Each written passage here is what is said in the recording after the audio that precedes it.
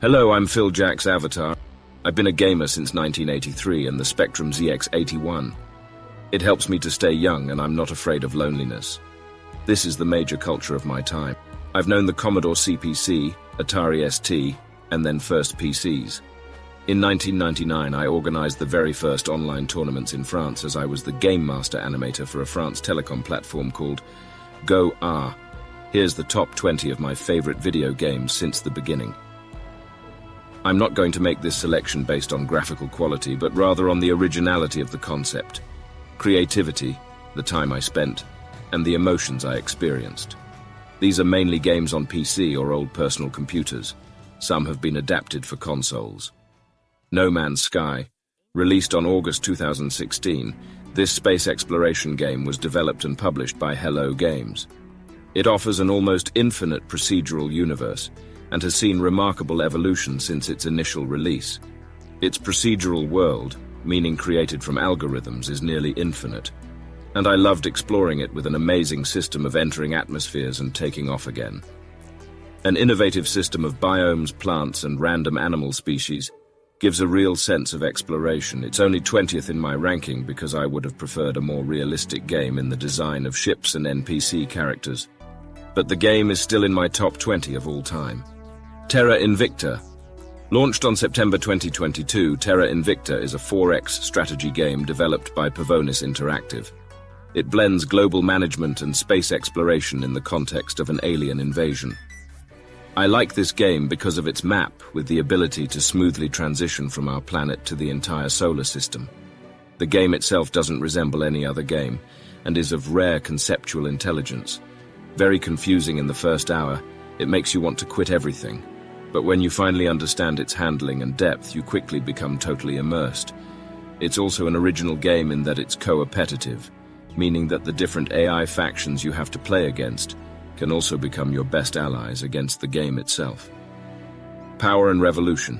Released in 2016, this geopolitical simulation game was developed and published by Eversim, a small French company. It allows players to lead a country and face realistic political, economic, and social challenges. Warning, it's very complicated to play. The latest version, called Geopolitical Simulator 5, is still too buggy to be in my ranking, but it's very ambitious. It's a video game with educational value in the sense that it can fight against simplistic criticisms of the political world by showing all the difficulty of making decisions at the nation level. There are still too many repetitive phases to put this game in my top 10, but in a few years it could be in the top 5 of my ranking. Lotro, The Lord of the Rings Online. Launched on April 2007, this MMORPG based on Tolkien's universe was developed by Turbine and published by Midway Games. It offers deep immersion in Middle-earth. For me, it was the best multiplayer RPG, especially due to the quality of the graphic work. The game has nevertheless aged graphically, and I haven't returned to it for over 15 years, but it deserves to be on this top. Europa Universalis 4. Released on August 2013, this grand strategy game was developed by Paradox Development Studio and published by Paradox Interactive. It allows players to lead a nation through history from 1444 to 1821. The strategic map is absolutely magnificent, and I still sometimes start the game just to admire it during certain historical periods. History teachers could very well use this game for certain lessons. RimWorld. Launched on October 2018, RimWorld is a management and survival game. Tynan Sylvester, a Canadian developer, is the creator and main designer of RimWorld. He founded Ludion Studios in 2012 to develop the game as an independent project. It uses the Unity engine and offers a unique gaming experience thanks to its random storytelling system. The graphics seem very basic, but it's the depth of gameplay that is extraordinary, particularly the management of psychosociological behaviors of characters that evolve according to events. Microsoft Flight Simulator. The latest version I played was released on August 2020, developed by Asobo Studio and published by Xbox Game Studios. This flight simulator uses the Azure AI engine and offers a detailed reproduction of the entire Earth. The latest version has just been released, but I haven't tested it yet. A classic that I've played since its first versions and which has truly sparked desires for pilot careers. League of Legends. Released on October 2009, this MOBA, Multiplayer Online Battle Arena, was developed and published by Riot Games. It has become one of the most popular games in the world, with a highly developed esports ecosystem. The prowess of this game is the balancing given the number of characters with different spells. Warning: extremely toxic game if you don't control your emotions, and the solo-duo ranking system deserves a complete overhaul, incorporating an elo system like in chess, rather than the strict count of wins and losses in 5v5. Space Engineers. Launched on February 2019, Space Engineers is a space survival and construction game developed and published by Keen Software House. It uses the Vrage 2.0 engine and allows players to build, maintain, and pilot spaceships. It's a procedural universe like No Man's Sky, but this time, realistic. The absolute joy is to build a machine to dig a tunnel and build your base inside. It's ultra-modern Lego.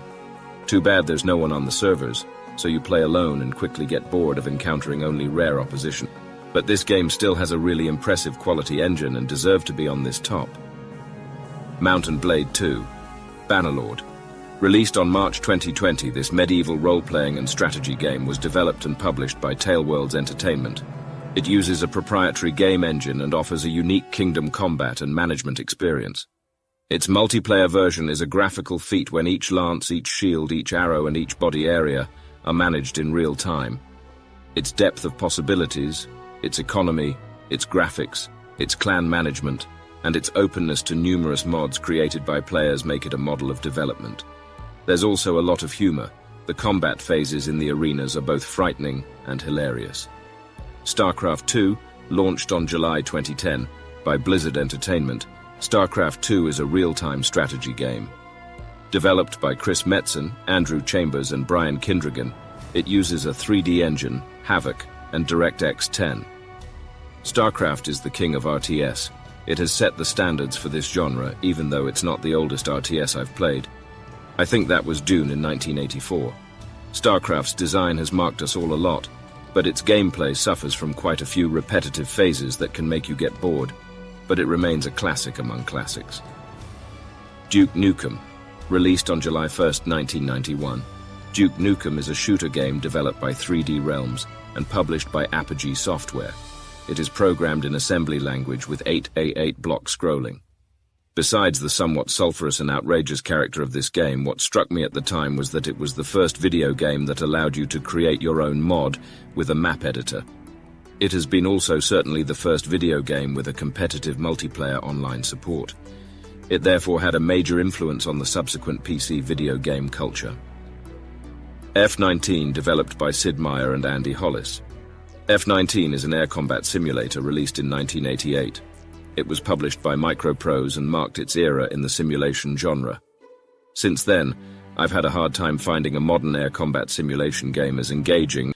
F-19 was a real game, with progression in pilot rank based on completed missions, and I remember being completely immersed in this game, which had rather basic graphics due to the Atari ST performance. Today you cannot play this game due to his poor graphics, but for my generation at its time it was the top of the top. We can imagine how it was difficult to program a game like that with just few kilo-octets of memory. PlanetSide 2. Released on November 2012, this massively multiplayer first-person shooter was developed by Toadman Interactive. Published by Daybreak Game Company, it uses the ForgeLight engine. PlanetSide 2 is, at the time I'm recording this video in 2024, the best optimized online game for PC. Its team of both designers and developers has achieved a feat in solving the problem of toxicity in online games, particularly the issue of friendly fire. You can play both casually solo or in a coordinated team. It's dynamic, chaotic, you die often, but you can also influence group victory through heroic actions and appropriate tactic choices. It could be in first place in this ranking because it's a war game but with humor and without excessive violence. A special mention also for the sound effects and audio messages of exceptional quality. Freelancer, created by Chris Roberts and released on March 2003. Freelancer is a space combat and trade simulation. It was published by Microsoft Game Studios. We know Chris Roberts for Star Citizen, but if he managed to raise millions of dollars for this project, it's because he had proven he is a real conceptor master with Freelancer, an extraordinary game with amazing graphics for its time. There was an online mode at its release where even today, players are active and even prefer this game to the new Star Citizen version. This proves one thing: a video game must above all be a good game in its rules and concept, before the quality of graphics. Half-Life 1 and 2, this first-person shooter, was developed by Valve Corporation and published by Sierra Studios. It uses the GoldSark engine and is programmed in C, C++, and assembly language. Half-Life is one of the most significant PC video games in history, which would give two exceptional mods, Team Fortress and Counter-Strike, created by players with the modding tools. Counter-Strike is still one of the most played game of these last years. The developers around Half-Life did significant progress innovations in online supports for gaming in general. They are pioneers for all the gaming industry. Quake 3, developed by id Software of legendary John Carmack, and published by Activision, Quake 3 was released on December 1999. This first-person shooter uses the ID Tech 3 engine and is written in C.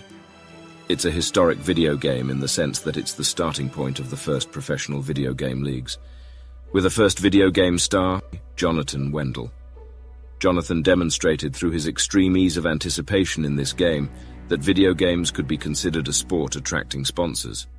Quake 3 is the shooter that gave me the strongest emotions because it solicited at the same time sight, anticipation, position in space, click mechanics, and even hearing, which was used to detect the approach of enemies. Even today, many Quake 3 players still meet on the few servers still active.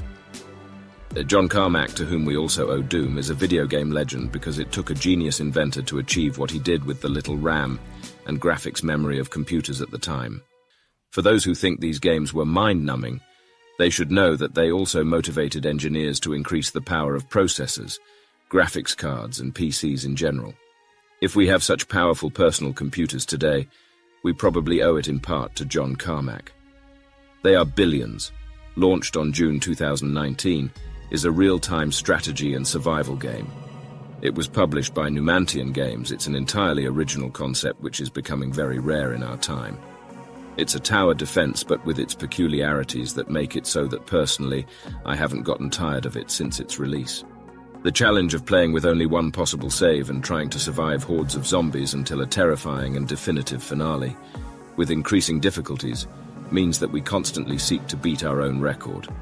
The procedural map gives each game a unique experience. The designers of this game are geniuses. Elite 2, created by David Braben and Ian Bell, Elite 2 is an interplanetary trading game released in 1984. Published by Frontier Developments, this game marked its era with its innovative and original concept that would later be taken up by EVE Online, Freelancer, and Star Citizen. The feat of the developers of this game at its time was to create an entire universe on a few kilobytes. Warning, this game has become legendary among old gamers like me. EVE Online, released on May 2003, EVE Online is an MMORPG and space simulation developed by CCP Games. This game uses Python and C++ with its own game engine. For me, it's the most complex and deepest video game program in video game history. It's a real parallel life, a vast and living world that operates 24 hours a day. But beware, it's an extremely time-consuming game, very difficult to master, and quite toxic in player relationships. You can't trust anyone because spies are everywhere and the game's economy is quite criticizable. The ergonomics and menu management, the GUI, is for me an ultimate model, and I have experienced real collective emotions in this universe, with epic battles involving thousands of players. Leaders and fleet commanders must develop real tactic and strategic skills and a real personality. I no longer play in the latest versions. The conceptors must be careful with the evolution of rules and economy that can break the interest that was at its peak in the years 2010 to 2015. I offer you a journey into gamer culture, the opportunity for me to pay tribute to these creative geniuses, programmers as well as graphic designers who have saved me so many times from dark solitude, and by re-enchanting a world that has become so ugly. Video games have constantly stimulated my mind and creativity for 30 years. It has become the most important popular culture of our time. And it has also constantly pulled engineers towards more powerful computers and more stunning graphics cards. Technological advances are then used for computer science and science progress in general. Think about this. See you soon.